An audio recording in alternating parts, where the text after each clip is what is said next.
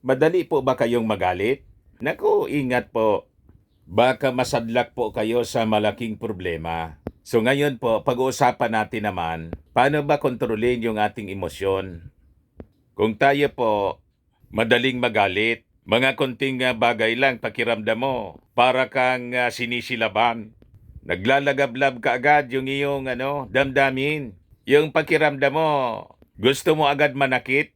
Naku, sabihin ko po sa inyo, you become a magnet of trouble.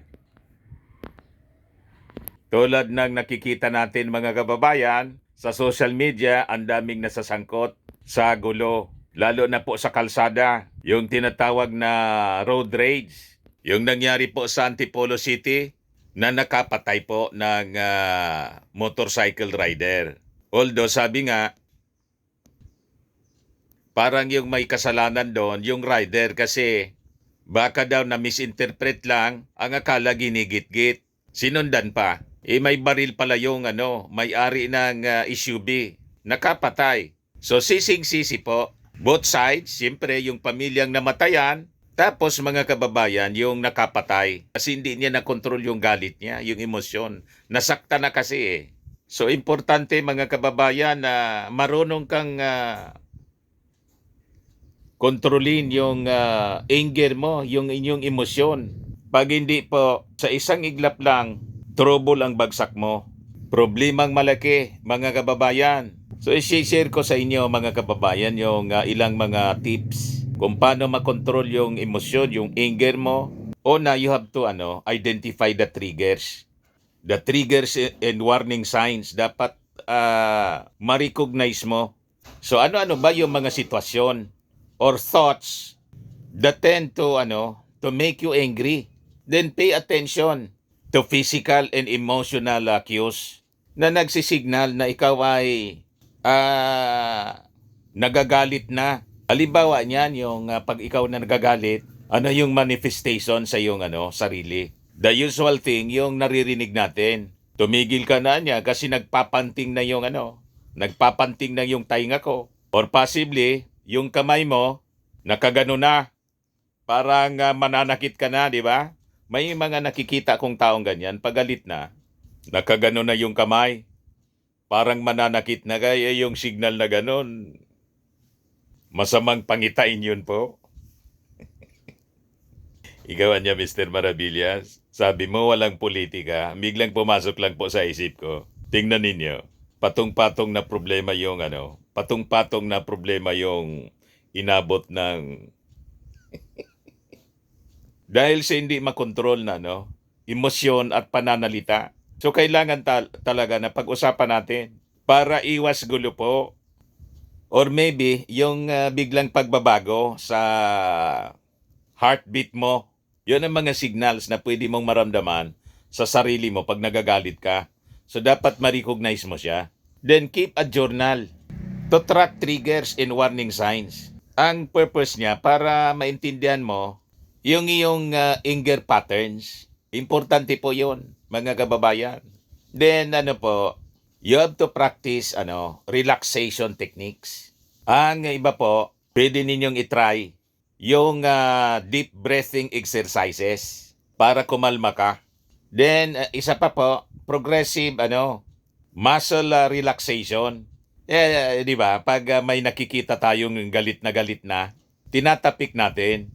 Relax ka lang muna, huwag masyadong mainitin ang ulo. Sa totoo lang, nakakatulong yon para maging aware yung isang tao na galit na, gusto nang manakit. Tinatapik natin para maibsan yung tensyon sa kanyang sarili. Then siyempre, mindfulness po and meditation. Lagi po tayong manalangin. Lalo na sa paglabas natin, ako yung practice ko. Pati sa mga anak ko, yun ang aking advice. Sabi ko, kuya, lalo't driver ka, before na lumabas, manalangin.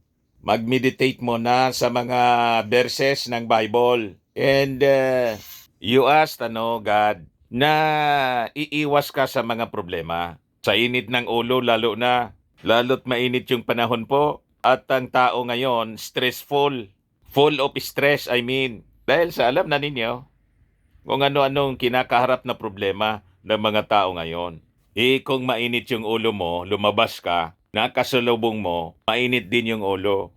Yun ang nangyari doon sa road rage po. Parehas mainit yung ulo, nagkasalpukan po. You see? So napakalaking problema yung kinasadlakan po nila. Yung isa patay, tapos yung may-ari ng SUV, nakapatay, nakulong. So sising-sisi siya dahil sa hindi niya nakontrol yung kanyang emosyon. You see? Then you engage in calming activities. Ako, kasi normal po yung magalit tayo. Ginagawa ko po, naglalakad-lakad ako para makapag-relax, makahinga ng fresh air at makita yung paligid. Malawak na paligid, mga tanawin sa paligid po na maganda pala din ang mundo. Di ba? Kasi kung problematika na galit na, feeling mo gusto ka nang manakit, parang wala na, sira na ang mundo mo. Yun yung mga calming techniques. Pwedeng maligo ka muna para lumamig ang ulo. Di ba? Or magbasa ng libro o makinig sa music para ma-relax. Yung relaxing music po, yung pakinggan ninyo, hindi yung tulad ng kantang sinaksak mo ang puso ko, pinukpok mo ng martilyo, binuhusan mo ng asido, sinaktan mo ang puso ko. Lalo magliliyab niyan yung pakiramdam mo. Hindi ganon. Dapat relaxing na music ang pakikinggan mo tungkol sa pagmamahal. Ako, mga praise songs po ang pinakikinggan. Yung Christian hymns para lalo kang mapalapit sa ating Panginoon. Ganun po ang mga dapat strategy na ginagawa natin. Huwag padalos-dalos, sabi ko sa inyo. Madaling pumasok sa problema. Pero ang paglabas sa problema po, napakahirap pag napasubo ka. Tingnan ninyo yung mga opisyal na mainitin ang ulo. Hindi ko na i-mention kung sino, pero kilalang kilala ninyo. Hindi makontrol yung emosyon. Sabi ko nga, ang kailangan professional help. Dapat sana yung mga advisor noon, pinagsabihan siya na pumasok muna sa rehabilitation para sa anger management. Matigas ang ulo, pati yung mga advisor siguro po, ganon din kasi ang ugali. So pari-pareha sila, nasubo sa napakalaking problema. Yun ang kaya sabi ko, I have to establish this kind of program.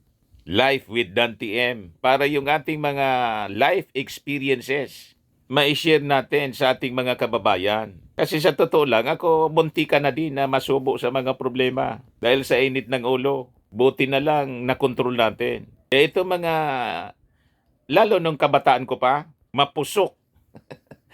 Sabi nga, may mga experience ako nung aking kabataan na may sinugod po ako. Pag naalala ko yon, mga kababayan, inisip ko, sabi ko, bakit nagawa ko yon? Kung pinatulan din ako, baka wala na ako ngayon. Di ba po? Butit iniwasan na lang ako ng sinugod ko. Hindi na pumasok, natakot din. Kaya yung mga kasama ko noon, pag nagkakausap kami at nagkikwentuhan tungkol sa mga nakaraan, nababanggit yon na nangyari. Sabi ko, alam mo, hindi ko din maintindihan kung bakit, siguro dahil sa sobrang galit ko, gusto ko nang manakit. Sinugod ko talaga. Hindi ko na gagawin ng ganon. Ngayon ko na-realize nung medyo maedad na tayo. You see? So may mga bagay talaga na pagsisisihan mo. At pasalamat na lang sa ating Panginoon na hindi ako pinatulan nung manugod tayo po. So ano pa yung dapat nating gawin? Find healthy ways para ma-express mo yung anger. Kasi yung pagkagalit po, nandyan yan sa pagkatao natin. Hindi man natin yun maalis. Kailangan lang ma-manage natin ng maayos. Ano yung mga pwedeng activities na gagawin mo? Pwede kang mag-exercise. Yung tension mo sa katawan mo mawala. Any activity po na pwede makapagpa-relax sa'yo. Halimbawa, listening to music, Maglakad-lakad kayo. I-focus ninyo yung attention ninyo sa mga productive endeavors, ganon, sa negosyo, sa ibang mga bagay na makakapag parelax sa'yo, ganon. Find ways. Hindi yung paggalit kayo, iinom kayo, lalo kang nagwala. Bad spirit yon, inyibra.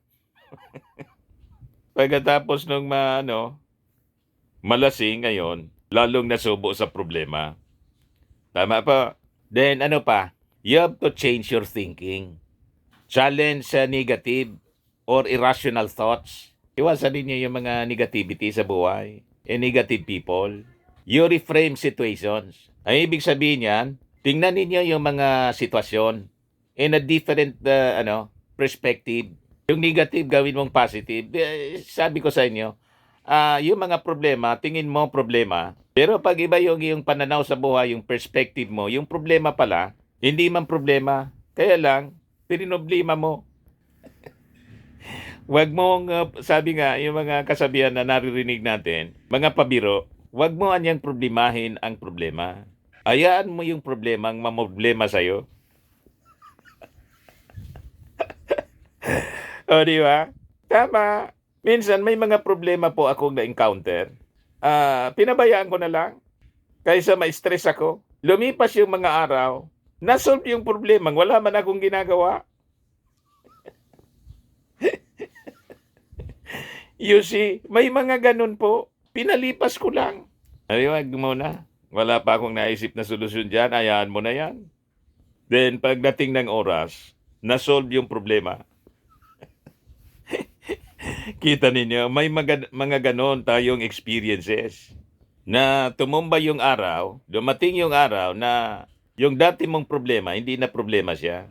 Then sabi nga, yung lagi nating naririnig na magbaon tayo ng maraming pasensya. Practice patience po.